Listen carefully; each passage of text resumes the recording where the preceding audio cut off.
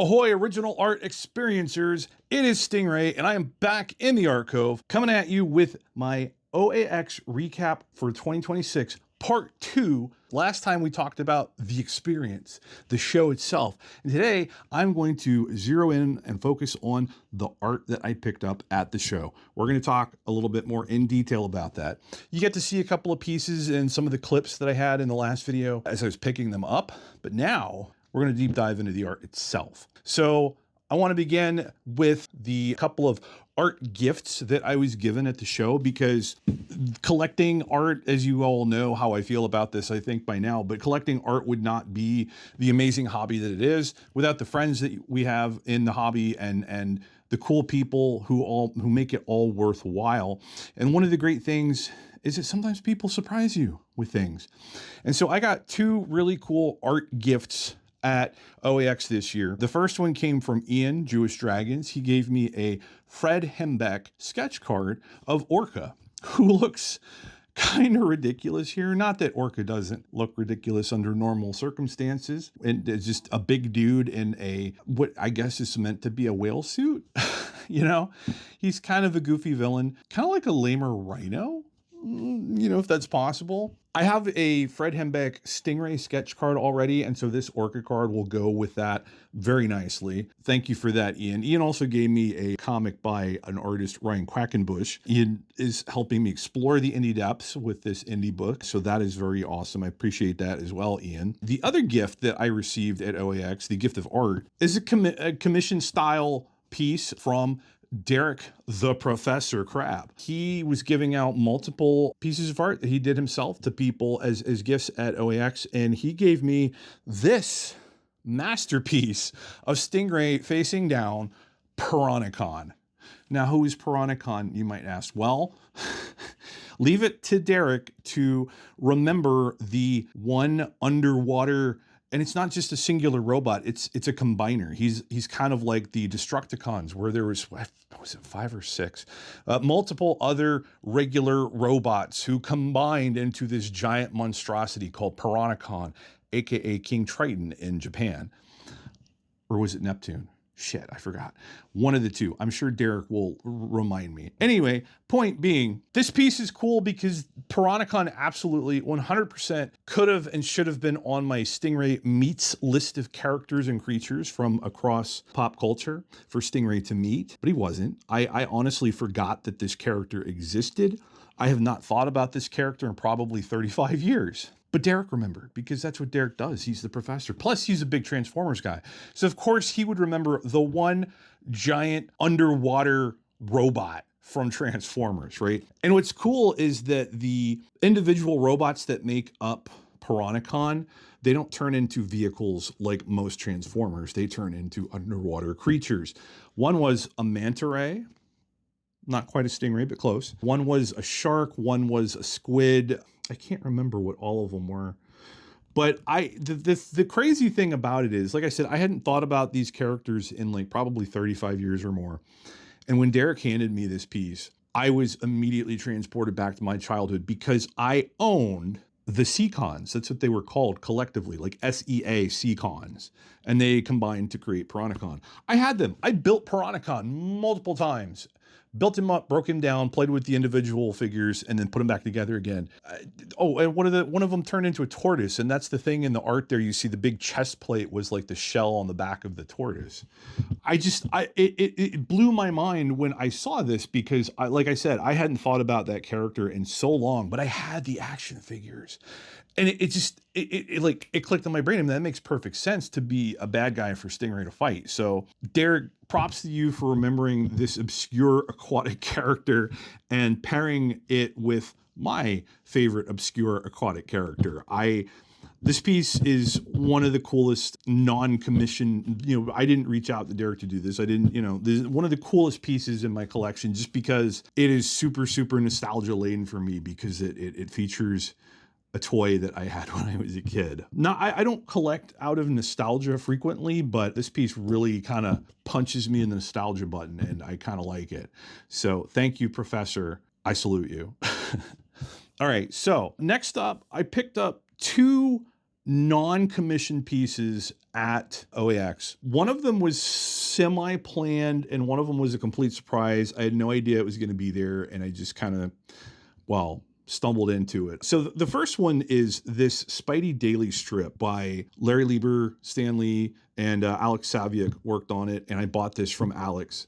Alex was on the CAF Plus channel with Bill back in toward the end of the year last year, and he said that if there were any particular dates that people wanted strips from, we could tell Bill the date, and he would relay that to Alex, and Alex would look to see if he had strips from that date. And so I gave Bill my birthday.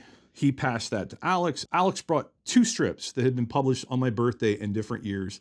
None of them was my birth year, but that's fine. And this was the one I liked better because it has Dr. Octopus in it. And I just thought that this one was fun. So I went ahead and bought this one from Alex. So that was really cool. Thank you, Alex, for bringing that to the show. Appreciate that. Thanks, Bill, for helping facilitate that. This is my first and only piece of strip art. I don't really have any plans to collect strip art. I'm not a big strip guy. I don't know. It's not that I have anything against them. This is the only one I have. I've never really felt a great desire to own strip art before. I don't know. It's just, it's interesting. I mean, this is almost like having like a portion of a comic page, I guess. Like, I don't know. It's a weird thing. I know some people are really into strips, and some people are into strips that aren't even like superhero related. You know, they're into the more like drama based ones, but I don't know. It's a subset of comic art collecting that I'm not terribly knowledgeable about, I guess, is the best way to put it. But, you know, it is what it is. So that is my Saviuk Spidey Daily strip that I picked up. And the other piece is a published page featuring Stingray. This is from Incredible Hulk number 221 by Sal Buscema and Alfredo Alcala. And I had no idea that this was going to be the show. I wasn't really expecting to find any published Stingray art at the show. I wasn't really planning on even looking because I had already blown a ton of money on pre-show commissions, so I wasn't looking to spend a bunch on published stuff. But I didn't even find this one. Jason Richardson, my TLDR podcast co-host, found this one at Bashar's booth and he brought it to my attention. So I went over there and I was able to pick this one up. Shout out to Jason, and also shout out to Tarek, who happened to be there. He was wheeling and dealing with Bashara, and I tried to haggle a little, and Bashara wasn't really into it. We'd never done business before. This is the first time we'd even met. So I get it. You know, he wasn't sure if I was a good guy or whatever. So anyway, Tarek happened to be there, and he kind of stepped in and said, and nudged Bashar a little bit, and he knocked a couple of $100 off of the price of this page. So thank you to Jason and to Tarek for making this happen. This page I think is pretty awesome because it's cool because Hulk guys like this one. I got a lot of comments on this one on CAF from Hulk collectors who've never commented on any of my art before. You get the Hulk in multiple panels. You get some really good action of Stingray getting his ass beat by the Hulk here. You get that good Hulk leap of him just off in the distance and really small as he leaps into the horizon. I thought that was really fun from that perspective. But then you get Stingray in like 5 separate panels here. I mean, one of them is just his feet. So that's the, you know, save that panel for the OnlyFans, right? But you also get Stingray with his mask off, which I think is cool. That's not something you see too often. And then I also really like this page because Stingray gets addressed by name, by his last name. And so it says Newell on the page. My name is on this page. So that's kind of awesome. So I'm happy about that. So this is just a really killer page. And on top of all of that, it is an older page. This is from 1977, if I remember correctly. And it is an end page, and it's got all the letters on it. You can see that there's a spot on the bottom right there that looks like it's missing a word bubble, or you know, a little comment about the next issue, I think, is missing off of there. But all of the other word balloons are there, and most importantly, the one with my name is still on the page. So that's pretty awesome. Overall, I think this is just a solid, fun page with some good Hulk stuff in it, some good Stingray, and it's got my name on it, and it's an end page. And this is the second oldest page I own now, I think. This is firmly Bronze Age. I own a couple of Bronze Age pages, but so yeah, this one really kind of ticks a lot of boxes for me, and I really like it. I'm glad I was able to pick this one up. So again, thank you to Jason and Tarek for that. Now, let's dive into the commissions. Technically I had 6 pre-show commissions for OAX and one other bonus commission that was not for an OAX artist, but it just so happened that I was able to work it out so that I could pick it up at OAX. The first of the pre-show commissions is the only non-Stingray commission of the 7 that I got, and that is this amazing Looney Leo by Jamie Jones. Jamie is badass cartoonist. He's a wonderful indie creator. Great guy. I got to have dinner with Jamie and Sardo one night and just getting to hang out with Jamie and talk about things like books and brushes and pen nibs and things like that was really fun. Jamie announced that he would be doing painted commissions for OAX, and I already have a Stingray commission from Jamie. So I knew I needed to get a painted commission from him though. And I knew it could be something different. It could be anything. You know, the way that I work is once I commission an artist, if I really like their work, usually we start with Stingray, but once we get that out of the way, the sky's the limit. We can go anywhere. So I wanted to find a subject for Jamie that I thought would be suited to him. And Jamie has an affection for older stuff. You know, he's very much in the Will Eisner school of art. I know this past year or so, he's been reading a lot of Mark Twain. So he likes kind of old timey stuff. So I thought that Looney Leo would be a perfect subject for him to tackle. If you're not familiar, Looney Leo is from a single issue of Astro City, Volume 2, number 13, which is kind of the life story of Looney Leo. He is a cartoon character from the 1930s, if I remember correctly. He was mostly in the cartoons that showed before a movie, kind of akin to like Bugs Bunny, right? Back in the old days. Leo was on the screen at a time when a mad scientist instigated an attack and had a ray gun that could bring inanimate things to life. Like it wouldn't bring like a toaster to life if it shot it, right? But if it shot a movie poster, the characters from the poster would jump out of it and become real. Well, a stray blast from this ray gun hit the movie screen when Looney Leo was on it, and Leo popped out of the screen. And he saw the chaos, and he could tell quickly who the heroes were versus who the villain was, and he jumped in and helped save the day. And of course, the heroes were able to defeat the mad scientist, take his ray gun, reverse the polarity or some such, you know, comic booky sci-fi nonsense, and they were able to put all the villains from the movie posters back where they belong. But when they got to Leo, they decided, well, you helped us. What do you want to do? And he's like, well, you know, I'm pretty new to this whole being alive thing. So far, I kind of like it. I'd kind of like to keep going with it if you guys don't mind. And they were like, sure, we don't see a reason not to you know, you seem like a good enough lion. Why not? Anyway, the story goes from there, and it turns pretty tragic pretty quick. It's probably my favorite single issue of Astro City. It's a wonderful story. It's a fun story. It's sad. It's a lot, and I love it. And I had a feeling that Leo would be a character that Jamie would just knock out of the park. And as you can see, he absolutely did.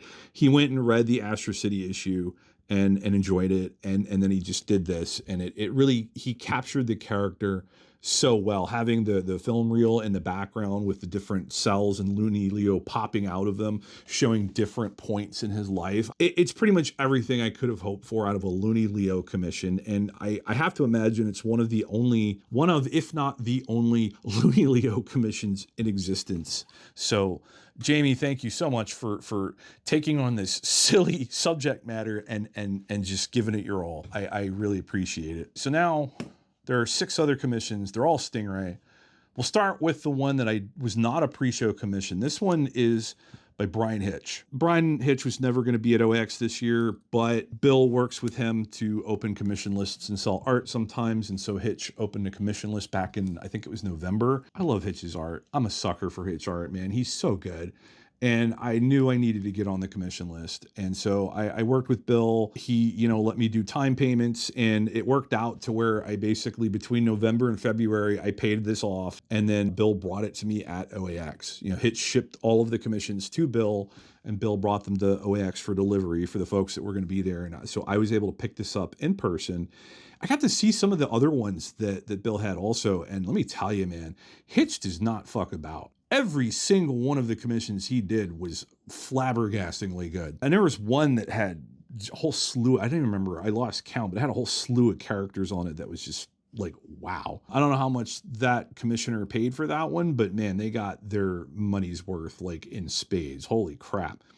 This one, I mean, just look at it. Look at the sharks, man. Look at the shark cage, like the background, everything. There's so much detail. Like this is Hitch, like at the top of his game. Like, you know, it's funny because he's been around for quite a while at this point, and I mean, he's always been solid. But like, I think he just is getting better.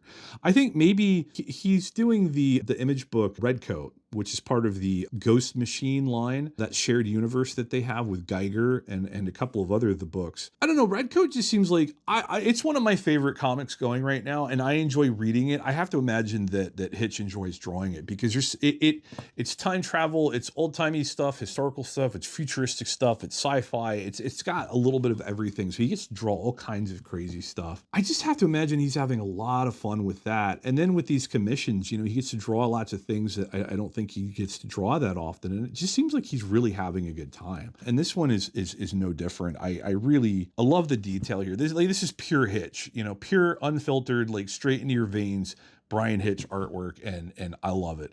Those sharks are too cool, but like the background, the barnacles and the rust and the agedness looking to the cage there is just really great. And Stingray is huge on the page. I think Bill put it best. It's as big as you could get him on the page without having him come out of the borders of the page. Just a wonderful, wonderful representation of Stingray by one of the best artists out there today. And one of the best artists that's been working in comics for probably 20 or 25 years at this point, you know? So thank you to Mr. Hitch. Next up is this lovely, colorful version of Stingray from Megan Hutchison. I'm going to be honest, I'm not super familiar with Megan's art. I know her name. I've heard of her. I've seen her name around. I'm not super familiar with her comic work. She was on the show with Bill toward the end of last year. Maybe it was early this year. I can't even remember. I saw her examples of her commissions, and I just thought that they were really nice. I decided to get one, and you know, she rocked it out. I think this is a great Stingray. I love the colors here. I love the way that the red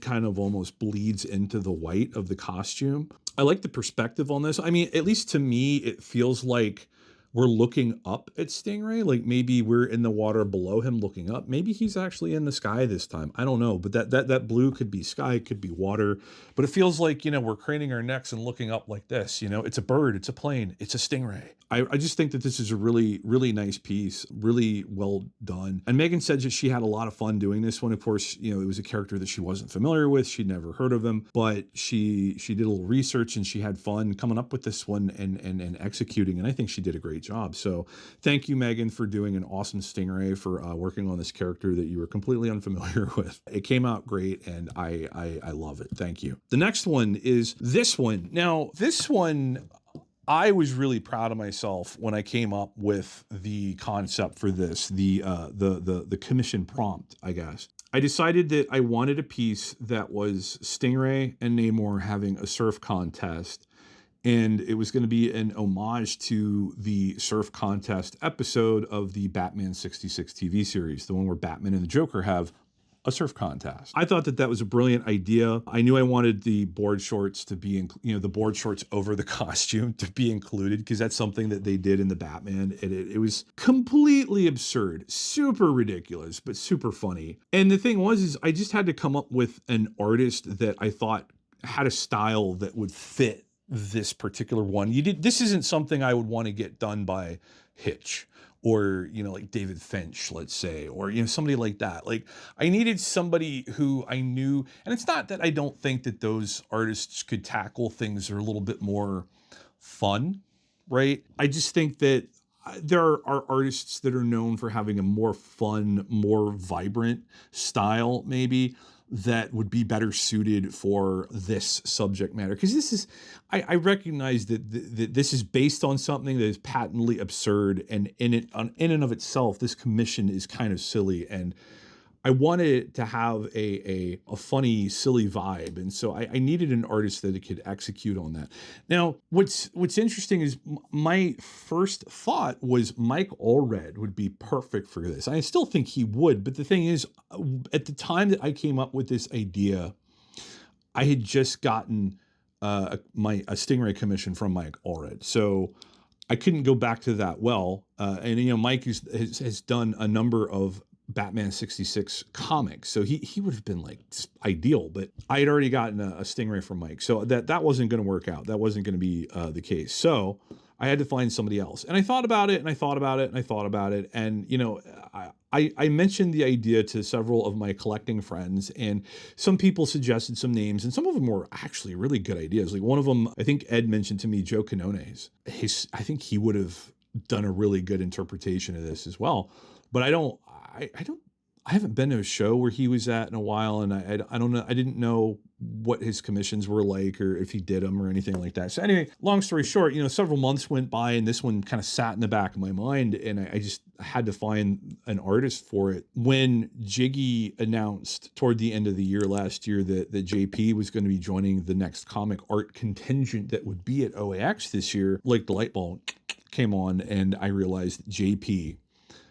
Specifically, I mean, JP's normal style, I think, would have worked as well, but he does this hatching style. That's this special, like, unique thing he does for some of his commissions. And I really like the hatching style. There's something about it, like it has an almost a softness to it that I don't know what it is, but it's really nice. And I like the colors because his normal style is very like pop art, kind of like graffiti type poppy, you know, and it's got a lot of hard edges and very bright, vibrant colors. And it's almost, I don't want to say it's very strong. It's very forward. It's very like, you know, I don't know, in your face, I guess.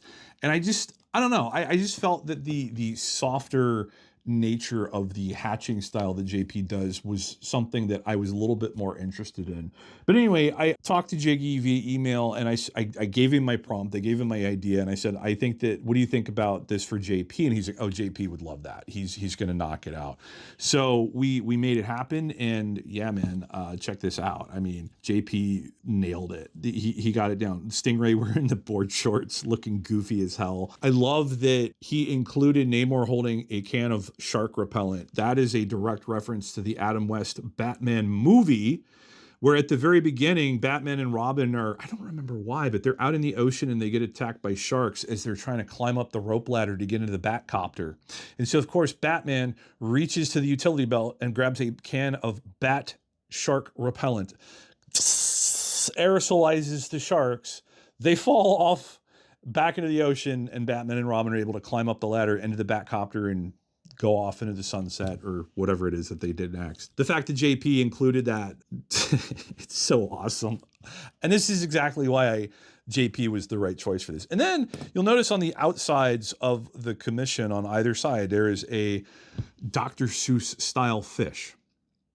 No idea why, but they're cute, they're awesome, and it's a nice little bonus in the commission. And I just think like I said, I was very proud of myself for coming up with this commission prompt. I felt like it was really special, and I needed to find the right person to execute on this one. And JP was 100% the right person. He nailed this one, and I love this one. It is so much fun. So thank you, JP and Jiggy, for making this one happen. Next up, Stingray by Matt Allison. If you have not read Cancor, you're doing yourself a disservice, because Cancor is fucking weird. And it's one of those books that when I got done reading it, I had to stop and go, what the hell did I just read? But that's okay, because it got me to read it again. And I think on a second reading, I started to figure it out and it started to make a little bit more sense. But either way, whether I got it or not is unimportant. The fact is, it's a pretty book. It looks really cool. It's weird as hell. I don't know what's wrong with Matt Allison, but it's wrong in the best possible way because of the art that we get. And this Stingray is an example. Look at the weird ass anatomy here. You know, this is what I'm referring to as a Cancorized Stingray, which refers to his creator-owned book, Cancor. This is kind of like what all the characters look like. They have this weird, deflicated superhero, but like they've been a little bit too close to Chernobyl or something, and now this is what their bodies look like. I don't know. It's kind of strange in the best possible way, and I just love the distorted, distended look of the anatomy. It's still recognizably Stingray, and he still looks kind of heroic here, but he also looks like he's just not quite right. And I don't know. I just like that. There's just something about Matt's style that seems a little off. but in a way that is entertaining and fun, you know? And this is a prime example of that with Stingray. And I love the brightness and the vibrancy of the colors here. They're very saturated, but without being like too much. While you just have the like kind of 3/4 figure there with the light or subtle background. I don't know what it is, but that weird kind of blobby shape in the background with the kind of blend of colors, it really just kind of sets the whole thing off and makes it pop. And I don't know. I really, when I picked this one up, I immediately was like, hell yeah. It's funny because Matt posted like a quarter of this on Instagram at one point, kind of teased it. And I was like, I commented and I was like, oh boy, oh boy, oh boy. And Sean from Athenium, who is Matt's rep, was like, no, that's mine. It's Stingray getting his ass kicked by the Green Lantern. You just can't see the Green Lantern in this picture. I was like, boo. I wouldn't put it past Sean to do something like that because that's the kind of sick fuck he is. Sean, you're awesome. Thank you for helping me make this happen. And Matt, thank you for cancorizing Stingray for me. It's wonderful and I love it. All right, next, Jeremy Wilson. Jeremy does comic covers. He's been doing magic cards for a few years now. I think this is oils, and it's on a big, thick piece of board. I don't know what this is, but it's like a board that's like this thick. It's chunky. And when Jeremy handed it to me, I wasn't sure how I was supposed to get it home, and I asked about it, and he told me, if you can find a way to get it home without having anything touch it. I was like, wait, what? I know what he means. Like, he didn't, you know, I shouldn't just shove it in a bag, right, and have stuff on top of it. So it was a little weird, but I had my 13 by 19 Itoya portfolio with me at OAX. So this fit in, this is like 11 by 14, if I remember, I think. And I stuffed it into one of the 13 by 19 pages. It fit, and it was thick in there, and it's not like it's terribly heavy, but it felt weird in there, but I left it in there.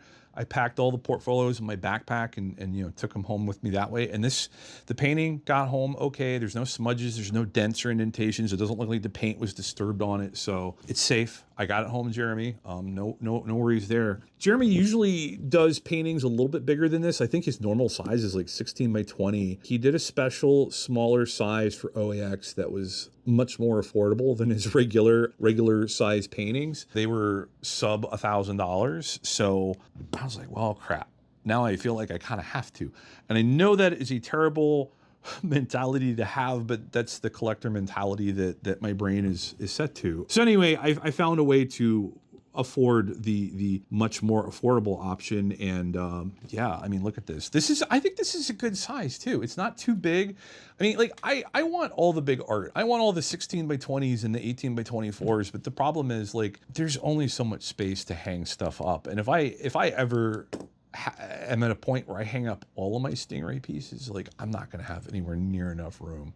Like, one of these days I'm going to have to buy a huge house, but I'm going to have to tell the realtor that I'm specifically looking for a house with lots of wall space. Like, is there like just a room with that's all walls so that I can make that my bizarre all the way around art gallery? I don't know. I didn't know what to expect from Jeremy's painting, but I wasn't expecting Stingray and like a milky white background like this. And something about that background is weird. It's weirdly compelling, right? It kind of draws you in because really it sets the focus on Stingray. And the way that he's kind of like almost cradled in the cape and the wings, you know, kind of just like laid back and chilling. It feels like, you know, maybe he's in an embryonic state, like he's experiencing like what it was like to be in the womb. Maybe this is Stingray being reborn or something. I don't know what Jeremy was thinking. And when I first saw this, I hate to say it, but when I first saw it, it made me think of the little hard, you know, round peppermints, the red and white. Like at a distance, you know, just seeing the colors, it felt minty to me, pepperminty specifically. But yeah, I think this is really cool. I just love the textures that you get in it. I love that the background is not just a solid white. It's this milky kind of off-white, white to white with, it's got like a creaminess to it. It's got like layers and there's like texture to it. And it I don't know, man, it's very surreal in a way, but also clearly Stingray. I don't know what it is. I don't know. This one, I spent a lot of time looking at this one and just trying to figure out what what it is, but it's beautiful. It's strangely alluring, and I like looking at this one a lot. I think this is fantastic. Like Jeremy, he does his covers usually have like a focus or a figure or something with very light backgrounds. And this one has, yeah, I don't want to say no background, but the background is very minimal. It's just kind of like this, it's a color, it's a feeling, it's a texture, right? There's not like stuff like buildings or vehicles or whatever in the background. And that's okay though, because it just kind of works, right? This allows the figure to kind of exist in its own and just kind of be, right? And I like that. And I like the kind of cocoon or like I said, embryonic nature of this. Yeah, I don't know. It's a really interesting piece though, and I think it's really good. I think Jeremy did a great job with this one. I all of the pieces I've seen from him have been really fantastic. This one is really cool. So thank you for that, Jeremy. I got to figure out how to hang this one up. I don't know how to do that one because it's not going to work in the typical frame that I use. I don't think, but I'll have to figure that out. That's another problem for another time though. Maybe we'll do a video on it. Anyway, that leaves one piece. And if you guys have been following along at home, you might know what that one is. This one, when I saw it, like I did not see this one beforehand. I had no idea what to expect. And when I saw it, I about pooped my pants a little. You guys got to see a little bit of my reaction in the previous video. I don't know what to say. This one, like it's beautiful. It's fantastic. It's wonderful. And I spent a lot of time staring at it and enjoying it. But the thing is like, so this is the Stingray by Simone Bianchi, the maestro himself. And the thing is, somebody pointed out that an interesting thing that I kind of saw it, but it didn't really click what was going on there. And somebody pointed out that the moon in this image it's acting like a halo for Stingray. And I was like, that's like a thing, right? Like that's a thing in like religious art, historically speaking, right? So I kind of started to do some research, and bear with me for a minute because we're about to get real pretentious. Just fair warning. So I did some research, and it is a fairly traditional thing in a lot of medieval religious art to have figures with a halo. Like similar to this. Usually the halo is the sun, right? And it's also referred to as a nimbus. And the halo is typically, if it's the sun, that is representative of that figure being a divine being, a divine entity, right? Usually it's saved for like Jesus himself or God or one of the members of the Trinity, you know, the Father, Son, the Holy Ghost. Sometimes you see it like with saints, but not necessarily, but usually maybe not so much because they aren't divine directly. But Stingray being haloed by the moon, what does that mean? So that's something a little bit different. The moon is kind of an intermediary figure, right? It goes between night and day, light and dark, knowledge and mystery. And like the moon, Stingray is also an intermediary figure. He goes between the underwater world and the surface world, and he can travel back and forth between them. Also, the moon does not produce its own light. It doesn't have its own power. It gets its power from somewhere else. And in this case, the moon gets its power from the sun, right? And the light that is produced by the light that we get from the moon is actually a reflection of the power of the sun. Like the moon, Stingray does not have power of his own per se. He is not a superpowered individual. He gets his power from another place. He built a suit of armor that allows him to be stronger and breathe underwater and to zap people with electric bolts. I feel like that part is maybe a little bit of a stretch, but it does kind of fit the whole moon thing and the moon not having its own power and everything. The other thing that's interesting is if you go back and look at medieval type art with paintings of saints. Oftentimes saints will be presented facing the camera, their bodies facing the camera, or the viewer rather, but with their heads upturned, kind of like this or like this, where they're looking upwards. In this image, Stingray's body is facing the viewer, but his head is turned up and away. He's more fully looking away from the viewer than a lot of the paintings of saints that I saw, right? Looking up and away, and his hand is outstretched in that same general direction. In the paintings of saints, the forward-facing body is often indicative of the saint offering their body to the world. They are there to take prayers unto themselves so that they can be heard and then passed on to, heaven or God or the divine or whatever. they're facing away, or they're looking upward like this because their consciousness has already left the earthly world and is already, you know, a part of something greater, and it's moved on to, whether it's to heaven or to something, it's gone on to bigger things. Let's put it that way. Applying that thought process to this image, Stingray is not a saint. So what does this pose mean for him? So I am postulating that the body facing the viewer, like with the saints, it's indicative of Stingray giving his body to the world. However, he's not taking on prayers. When I say that he's giving his body to the world, it takes on a much more literal meaning, because he's a superhero. He gets down and dirty and fights with people, right? He's thrown hands with Namor more times than you can count. He's beaten up Orca and Tiger Shark and all those wet dudes all those times, right? So when he's giving his body to the world, it's physically, it's literally, he goes out there and is taking punches and is getting his ass handed to him in the name of saving people, of being heroic and doing the hero thing. However, his head is turned up and away. He's looking at something else. Now, he's not thinking of the divine. He's not contemplating, you know, heaven or whatever. I think that in this case, he is looking toward the next threat, or possibly looking for the next victim that needs saving. That's how I am choosing to interpret this one. Now, I know that's a lot, but I don't know how much of that is what was going through Simone's mind when he painted this. I don't know how much of that is intentional, but I know that Simone has a great grasp of art history. I know that he knows what a nimbus is. I know that he's probably seen plenty of paintings of saints. And so that knowledge was at least in his head somewhere when he created this. I think the fact that Stingray is haloed by the moon as opposed to the sun is very intentional. Oh, and the moon is also another thing that I forgot to mention. Like, look at the water at the bottom of this image, the splashing and everything, right? The moon is what controls the waves, right? The moon is greatly associated with the waves and the tide and all of that stuff. So it just makes sense, right? It makes sense for Stingray. It makes sense for the water, the whole thing. Anyway, besides all that, if we just look at take the art as is and look at it, I love the anatomy here. This is I think that this is, it's somewhere between realism and, it's not quite realism, but it's much more real than a lot of like superhero art, right? The anatomy is much more realistic, although he is, you know, bulked up a little bit. But the anatomy looks so good. It's plausible, right? The way that the legs are positioned, the way that the body is positioned, the upturned head and the arm pointing to the sky.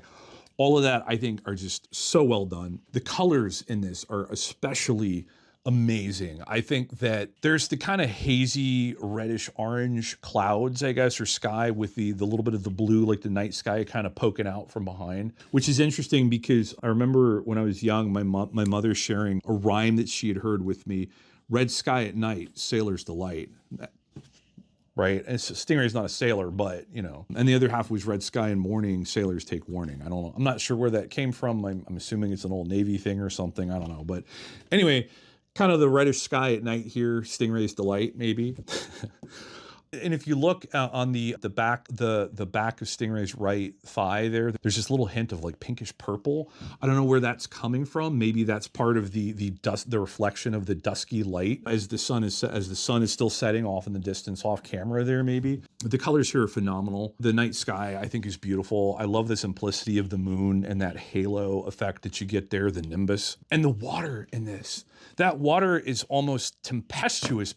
It looks like Stingray has just launched himself out of the water. Maybe he just finished up some oceanographic expedition and now he got an alert on his Avengers ID card or something, and now he's leaping out of the water, leaving the science behind to go save a life or something. The sea spray, the way that the water is coming, it feels like it's coming out of the image at you. The splatter effect of it, the three-dimensionality of that water as it's coming up and turning around Stingray's feet as he's leaping out of the water. I don't know how Simone got the effect that he did there, but holy crap, it looks amazing. And I think the water is like the #1 aspect of this image that people have commented to me about. And I mean, I get it. I think it's really cool. It's cool water. It's so crazy how that detail is what draws people's attention. But man, just the coolest freaking thing ever, right? Like, I don't know. I love this piece. And for the record, dollars to donuts, I think this is probably the coolest piece in my collection. The best piece, maybe. I don't know. If I had to pick, if I had to rank it, right, it would be tied for number one. I'm going to share this because I don't know if I've talked about this on a video before, but when I think about the rankings and everything, I have one piece that is like my number one piece, and I think it's number one because it's great art, but also because it has a lot more personal stuff to it, and that's why it's number one. If it was just straight talking art, this would be number one all the way. Absolutely, hands down, no argument. But the piece that's number one for me is my Hildebrandt painting. And the reason for that is I've been a fan of the Hildebrandt's art since I was 13 years old or so, when that set of Marvel Masterpieces trading cards came out, the 94 set. That was my first exposure to them, at least that I remember. And then as I got older and as I got into more stuff, you know, like I found out that they did Magic the Gathering cards. You know, like I didn't start playing Magic until much later. And I remember playing Magic and seeing a card and going, "What that looks like is that?" And I looked at the artist at the bottom of the card, and it was one of the Hildebrandt brothers. They did more Marvel trading cards over the years. They even did an entire painted issue of a comic. It was a one-shot X-Men 2099 comic in the late 90s. Beautiful. I don't remember anything about the story, but man, that book looked great. You know, they did the original Star Wars posters in 1977. They did Lord of the Rings stuff. Like they did a lot of like sci-fi and fantasy pop culture stuff, all of which are things that I enjoy. And so I have been a fan for a long time. And when I was able to get that commission from Greg, I couldn't believe it. Like I remember I got the commission and I just was, you know, staring at it for so long that first day that I got it. It was 2 or 3 days later and I was making dinner. I was like chopping something and I stopped, I paused and I went, I own an original Hildebrandt. And that still happens occasionally. Like when you know, that is on one of my top 12, you know, my featured pieces on CAF. And I see that sometimes and I go, I own an original Hildebrandt. And if you had told me when I was 13 or whatever that, you know, one day I would own an original Hildebrandt painting, I'd have been like, no way. I wouldn't have believed you. And if you had told me that I would have owned an original Hildebrandt painting of Stingray, I would have been like, who? Because I had no idea who that character was back then. But anyway, the Hildebrandt is my number one just because I have adored the Hildebrandt's work for so long. And you know, when I first started collecting art, I realized that the paintings for the Marvel Masterpieces cards probably exist out there somewhere. And I've seen a couple of them. I saw one in person when I met Greg in Baltimore in 2019. So cool. And I just never thought I would own anything by the Hildebrandt. So to have an original painting in my collection by one of the Hildebrandts, and for it to be a personal piece that they did for me, not just a commercial piece that was done, it means a lot to me, and it's really, really cool, and I love it. This one I'm gonna put as tied for number one because this is probably the coolest freaking piece of art I own by just. It's so good, man. Look at it. I can't get over how mind-blowingly good it is. It's so funny because Simone told Matt DiTullio when this commission came in that he would do it for me and that it would be the best in my collection. And I think he may have succeeded. You tell me what you guys think. Leave a comment. Tell me what you think of this one. Tell me if you think it's the best one in the collection. It might be for a lot of people, I think. It's so beautiful. Anyway, one last thought on that. I don't know how much of that was intentional. I don't know how much of the things that I said today about this were things that Simone thought of. Maybe, you know, I'm assuming authorial intent here. To borrow a literary term. But you know what, at the end of the day, it doesn't matter because it's a piece of art, art is subjective, and I enjoy it. And I've been enjoying reading up a little bit about art history to make these leaps in logic, right? So whether I'm reading too much into it or not, it's been enjoyable and it has added to my enjoyment of this piece of art. So for that reason alone, I think it was a worthwhile endeavor to look into this stuff and to read up on it. And it makes me want to read more art history because it makes me wonder what else I'm missing in other pieces of art I own or pieces that I've seen that maybe were out there. So I'm going to wrap things up here. This has been all of the art that I picked up at OAX. I hope you guys enjoyed looking at it with me and hearing my thoughts on especially that Bianchi. I want to say if you're not somebody who has read a lot of art history, like find a piece of art that you like and you know, figure out if there might be a connection to art historically speaking. If there's some trope or tradition that maybe was used in that art, you know, talk to some artists if you commission them, you know, like get where their influences are, like see what they like from art history. I don't know. Like this has really been a fun journey, like reading up on this stuff, and it makes me want to read more art history and learn about it. So I don't know. That's something I'm going to be looking to do more in the future, I hope. So if anybody has any recommendations for like books on art history or anything like that, let me know. I'd be interested to hear what you guys have read. That's all I have today. I hope you have enjoyed the video, and I will see you in the next one.